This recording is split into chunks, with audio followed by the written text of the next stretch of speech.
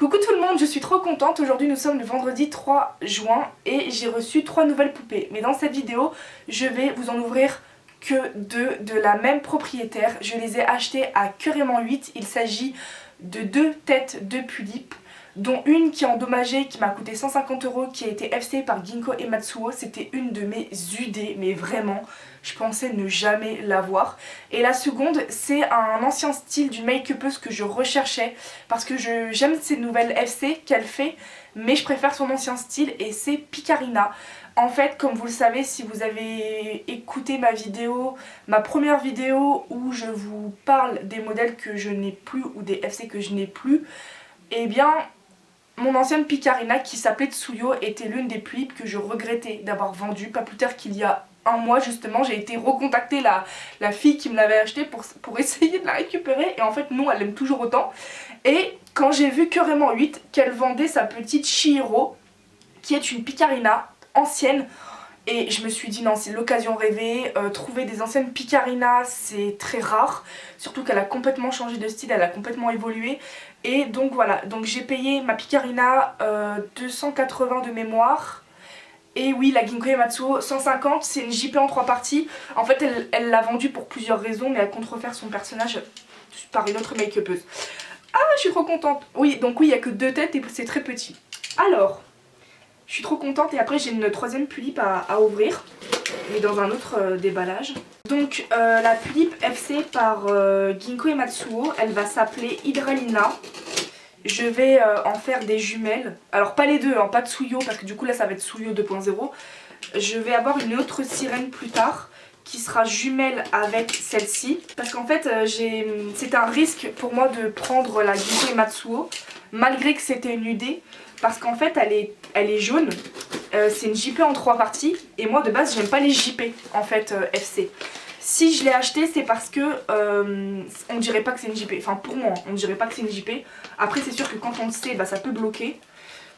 Mais ouais, je fais en sorte de pas avoir de JP FC.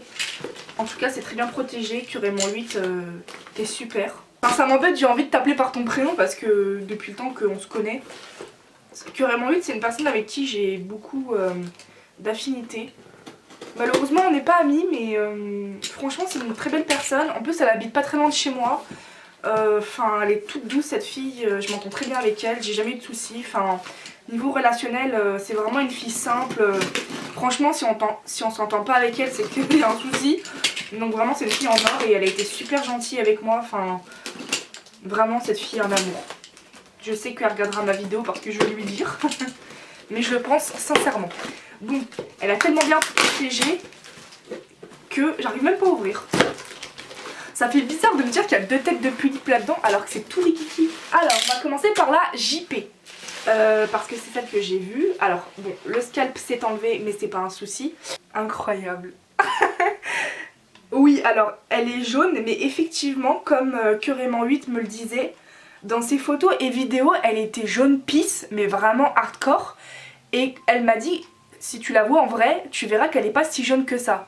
Et effectivement, elle n'est pas si jaune que sur les photos et vidéos. Parce qu'en fait, elle a aussi du blush qui est jaune. Donc en fait, je pensais davantage qu'elle était encore plus jaune.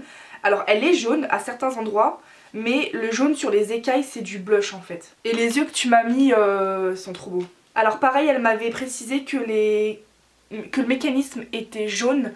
Après ça c'est pas un souci, c'est facile à rattraper, je l'ai jamais fait, donc je pense que je vous ferai une vidéo crash test de comment je ferai. Je pense que je vais tout sortir, l'eau oxygénée, tout ce que vous voulez. Elle est incroyable, elle est incroyable. Oh, magnifique, magnifique, magnifique.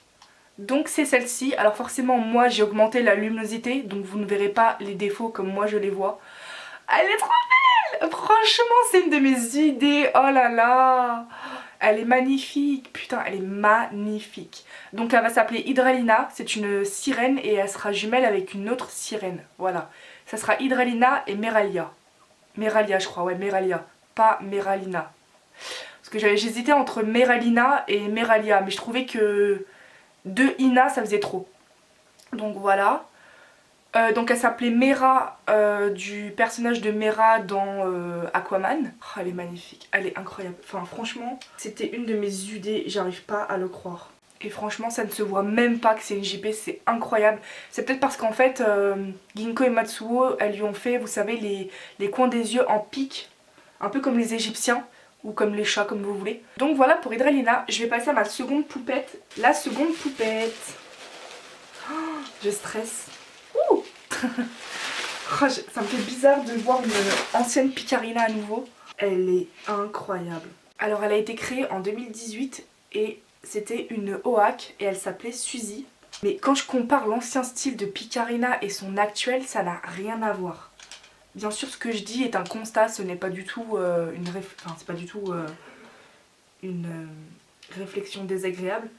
Et c'est incroyable parce que on dirait elle a quasiment pas de maquillage, mais je trouve que ce style est...